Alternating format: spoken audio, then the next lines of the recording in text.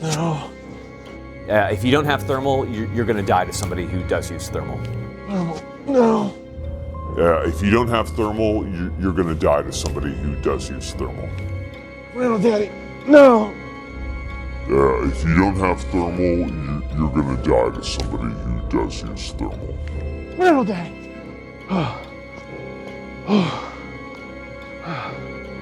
It's just a dream. Just in case. You're going to die. Ah!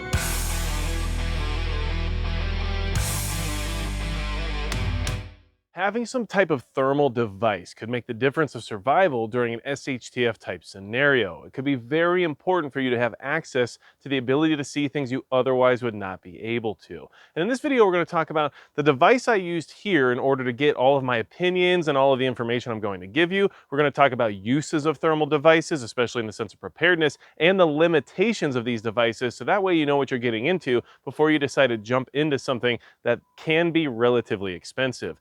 Don't forget, a very important person did say at one point in time, if you don't have thermal, you're going to die to somebody who does use thermal. And that is something that stuck with me and maybe haunted my dreams for quite some time. But now that I have access to some thermal, let's talk about why you should probably consider it for your preparedness needs. The thermal monocular I use to make this video, as well as to develop my opinions about why thermal is a good idea for preparedness reasons, is the ATN OTS-XLT 160, which you see right here. Now, full disclosure, ATN did send this to the channel for me to review and check out, and I greatly appreciate that. I have links in the description as well as in the pinned comment, because these are very expensive units. This is an entry-level thermal monocular, and this 2.5 to 10x model is $699. Which is expensive, don't get me wrong. And the 2 to 8x model is $599. So for entry-level thermal, you're going to have to pay the price if you want it to come from a reputable brand like ATN versus some of those fly-by-night Chinese companies on Amazon.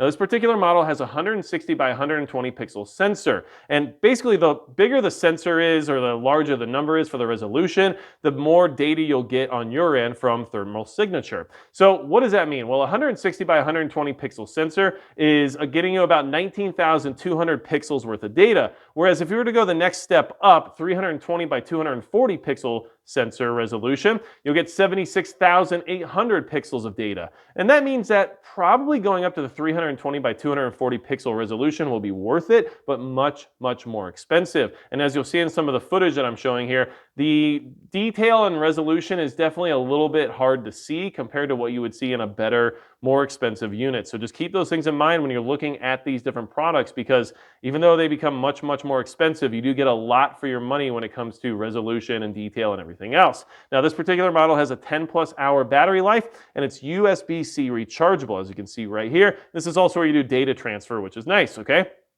has 4 buttons. Right on top here, you'll see zoom. Then you have your modes or your menu. You also have your camera, which allows you for pictures or video. And then you have the power button right here. Simple functions, very easy to use. And then you also have a focus dial right here on the side. Now, it does help focus the image a little bit, but at a certain point, you'll probably just leave it on one setting and forget it, because you can never focus as much as you actually want to, and you'll find yourself just messing with it for eternity if you try to keep focusing until you actually get perfection. Now, this unit's ergonomic, easy to hold. It's very well made in that sense, in the sense of form, and then it only weighs 0.81 pounds, which is really nice for integrating it into your kit or something like that, because for less than a pound, you get thermal capability with you no matter where you're at. So I do like that quite a bit. Now, it has a tripod mount right here on the bottom, which I do like, because you can set it up on a tripod and use it as like a stationary surveillance stand or whatever you want to use it for. And then you can also get a FLIR TA42 belt clip, which is what I have right here. And this is how I integrated it into my chest rig as well as other parts of my kit, by having a belt clip that installs right here on the back. Now, I will tell you, the screw that came with the FLIR originally broke after I was kind of rough with it. So, you know, I'm not holding that against FLIR, because I was doing things that it wasn't necessarily designed for, but I did put a larger screw in it that required me to Dremel a little bit of space out there in order for it to fit. And then basically you just attach this right here at the back. And then now you have, let's see if I can get that to seat properly with my excellent Dremel job that I did here. There we go.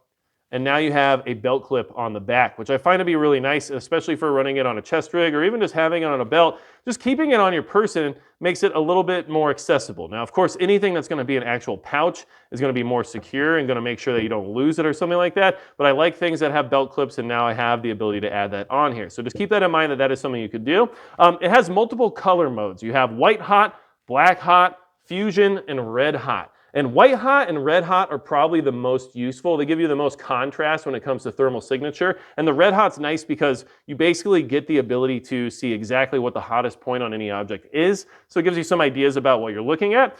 Then the other thing is that, of course, you can record video. You can also take pictures, which is nice for bringing back information to home base or whatever in order to share what you found with everyone else. And it does have a rangefinder and a heat tracker mode. And those modes are probably the two only real useful modes that are on here besides your standard viewing mode. And that's because they give you actual data you can use, aka how far away is something and where is the heat coming from and how do you keep track of it, right? So all those things are definitely good to go. You have your viewfinder here, and the way that works is it's basically the same as like a digital camera, right? So you're going to be looking through the viewfinder at a digital display screen on the inside, and then let's see if I can kind of show you that here.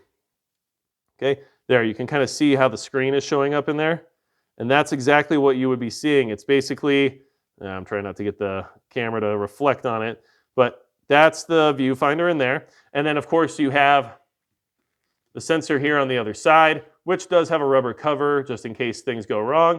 And that is the unit in general. So let's talk about what you can use this for and why I think it's a good idea to have thermal in your preparedness inventory. All right, let's talk about use cases of thermal devices and why you need them in the sense of being prepared for whatever might happen during some kind of a crisis. So right here you can see I've got my ATN OTS-XLT right here integrated into my kit, and it just brings a lot of capability to whatever it is you might need to do. First and foremost, you can see objects in the dark. Yes, that sounds very elementary, but at the end of the day, this is exactly why you need a thermal optic, because it is hard to hide from thermals, which you will find out if you own one, because then you can test out quite a bit of things. But you want to be able to see what might be coming your way, and nighttime is when terrible things happen because it's the hardest time to detect any kind of a threat. And thermal does a great job of detecting a threat or anything else you might be looking for, especially if you're foraging for food or looking for some type of game. You might be able to find it a little more easily if it's giving off some type of a heat signature. So seeing objects in the dark is the most obvious, but also the most important. The other thing you really need to be able to do with thermals, and the reason why it's so good to have, is because you can gather actionable intel. And what I mean by that is that you can get some information you wouldn't otherwise receive even if you had night vision. Thermal gives you a little bit more data to work with. So you can see maybe your car was running, maybe it had been running recently and that engine is still warm. That gives you some idea as to people's movements or maybe their timing. You can also see if somebody's gun has been recently shooting. Maybe that person was part of a firefight you heard far away and is now in your area, and that rifle barrel is still lit up from that firefight. That can tell you some things that you might not have otherwise been able to know. You can also find out if there's game up in your trees or something like that. Maybe there's a bird nest or something that you might be able to use in a sense of gaining some nutrition. So there's a lot of data you can gather with thermal. And you remember that scene in 28 Days Later when the guy hides in the giant pile of dead bodies in order to get away from those other guys? Well, a thermal would have told those guys that that dude was still alive. So there are some things you might be able to use it for that could be a little bit more obscure even, but it will give you data you would otherwise not have access to. And that's why thermal is such a good thing to have. Now, one way I like to integrate this into my kit is using it as like a nighttime recon bino or monocular setup in conjunction with my daytime monocular, which is a Vortex RT Solo. So at night I switch over to the ATN OTS-XLT, and during the day I have the Vortex Solo, which means I can always see further away than I usually can with the naked eye. I can try to get some sort of positive identification, and I have access to a rangefinder. So being able to do both of those things during day or night is huge, especially if you have to keep moving no matter what time of day it is. So that's why I like having this integrated into my kit, and it is a definite use of thermal devices that might be applicable to you.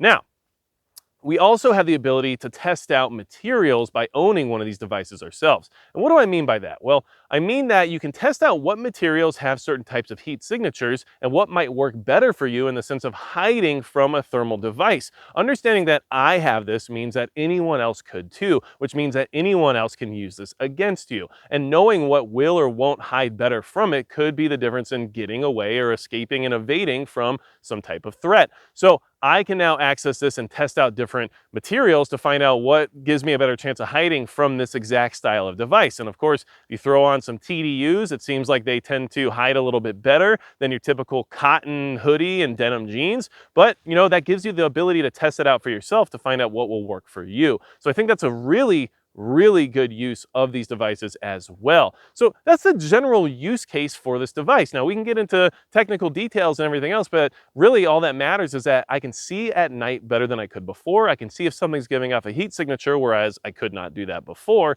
And I can gather actionable intel based on the fact that I know things either were recently warm or are not warm anymore. And regardless of how that sounds, you know you can actually get quite a bit of information just from knowing that exact thing. So let's talk about the limitations of this device now, because there are definitely some that you need to be aware of before you just jump in and start buying up thermal devices.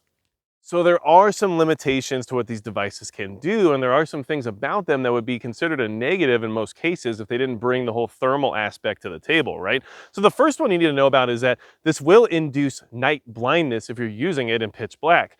Basically, you're shoving a digital camera's LCD display screen right into your eye that's extremely bright, and you're looking through it for a decent amount of time to try to locate whatever heat signature you're looking for, and then when you pull the optic away from your eye, you're suddenly blind. So just be aware of that. Your eyes will have to readjust to the dark, and then you won't have your monocular up to your eye anymore, and then you'll suddenly have a very big disadvantage if somebody else can see you and you can no longer see them. So understand that that night blindness is just part of the equation. I equate it to staring into a very bright room and then looking immediately into the darkness. You know you're not going to be able to see as well as you would like. So that's just part of the deal when it comes to these exact units. Another thing is that you get limited detail the further you go out. And of course, that can be remedied with higher resolution sensors and everything else. But regardless, the further it goes away, the less detail you're going to get. And the device is going to focus more on the heat factor than the actual detail of the object you're looking at, which is fine because that's what it's designed to do. But you just need to be aware of the fact that even at 100 yards, I can barely tell that I'm looking at a human being. But if it wasn't for the fact that they walk on two legs, you know, it would be kind of difficult to figure out exactly what I was looking at. Now, if you apply that to four-legged critters, you might have a harder time identifying some type of animal versus another. So just be aware of that. At a distance, the further you go out, the harder it is to see. And it kind of goes the same way for close up. So this one in particular starts at 2.5x magnification, which means if things are close to you, you can barely see them at all. It's actually very zoomed in. And of course, at 2.5x, you would think that you could see pretty well, but it's a small screen with a small resolution, which means you really can't see much at all. And in fact, you have to be a good 40 or 50 feet away before you start seeing like the entire image of a human being. So that's pretty far away, and that's something that you need to be aware of. This is not meant to be used close up either. So there's kind of a nice Goldilocks middle ground you need to be trying to shoot for when you're using a thermal device, at least one like this, okay? Now, another thing that you will not assume, thanks to Hollywood and video games and everything else related to thermals, is the fact that these are blind through barriers. You can't just see through a wall with a thermal device just because there's heat on the other side of the wall. You also can't see through glass. And in fact, you can not only not see through glass, but you can actually see your reflection of your heat in the glass. So you'll see something, but it won't be what's on the other side of the glass. It will be you most likely. So just keep that in mind, because you would assume you could see at least through glass or something like that, but you really can't. So if there's a barrier in the way, you're not going to be able to see what's behind it. And that also lets you know that if you need to hide from thermals, just get behind a barrier and they won't be able to see you. So another thing about this particular model, and a lot of these more, I won't say necessarily budget friendly, because you know this is $700. It's not necessarily a cheap item, but the more entry level thermals are going to have a lot of confusing, not very useful modes in the system that you have to cycle through if you want to actually get to anything that's actually usable. Now, why do I say that? Well, there's only a few things I'm really using this thermal for, and I don't need to get all crazy and elaborate on all the different modes that I'm trying to access. Really, all I want is that heat tracker, that rangefinder, and then the ability to switch between color modes in order to generate better contrast based on what I'm looking at. So all the extra stuff that's in here could probably just go away. You don't necessarily need it, and I just think it's kind of a waste of time, especially if you're trying to cycle through the menu to get to what you actually need. So there's a lot of useful stuff in here that's going to confuse some people, especially when it's their first device like this, all right? Now, another thing to keep in mind is that if you're moving the device around and you move it too quickly, you're going to have some sort of blur or delay when you're kind of moving it around,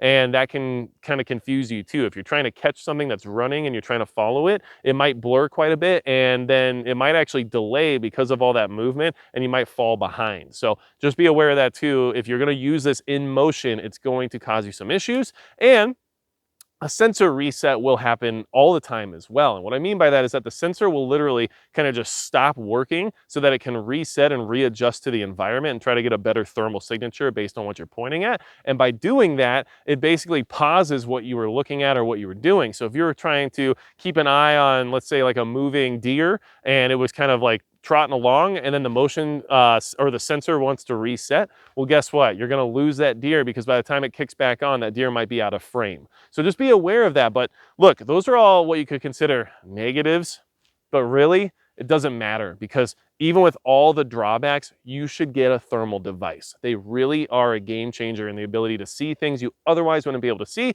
They give you a lot of data to work with, and like we know, somebody else is going to have it. So you might as well also, so you can make sure that that playing field is at least somewhat equalized. Because look, if you have this and the other person doesn't, you will see them or you will find them before they find you. And that is something you should definitely be keeping in mind when you're thinking about your preparedness and the things that we're worried about happening here in the future.